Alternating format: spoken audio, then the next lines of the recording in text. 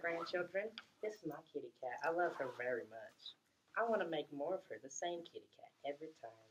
Grandma, you can't do that. Well, isn't that how the cells make themselves? They make the same one every time? No, that's mitosis. That's just how they grow. Let us teach you about mitosis. This is the cell in the beginning of interphase. The chromosomes are unduplicated and diploid.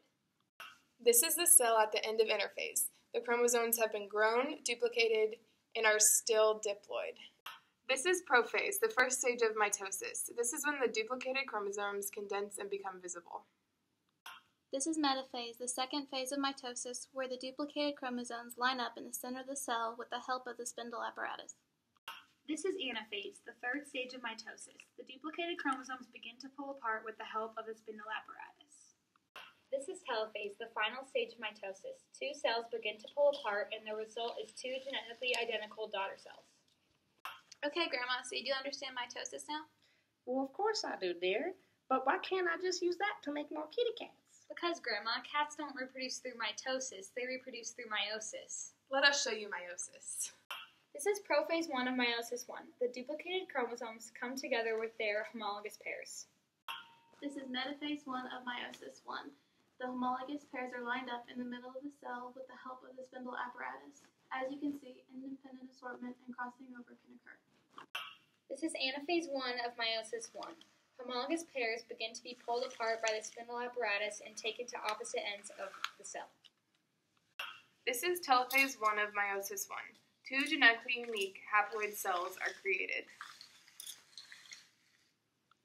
This is prophase 2 of meiosis 2. There are now two cells, each with 3 sister chromatids, and the cells are now haploid.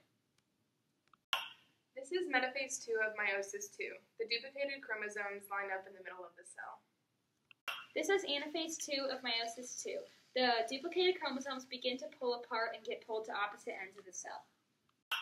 This is telophase 2 of meiosis 2. The cells begin to be pulled apart. The result is 4 genetically unique daughter cells called gametes. So, Grandma, do you understand now that a male gamete has to go with a female gamete in order for your cat to reproduce? Yeah, I guess I understand. But what if I just like the curled ears and I want that on my kitty cats? We can make that happen. Let us show you. Grandma found her cat as a stray and hopes to make a true breeding variety with the curled back ear allele. To do this, she needs to determine if the allele is dominant or recessive. To figure out whether or not the curled back ears are a dominant or recessive trait, mate the curled back-eared cat with a non-curled back-eared cat with a recessive trait. If the trait is recessive, then only the non-curls will result, but if the trait is dominant, then all of the cats will have curled back ears.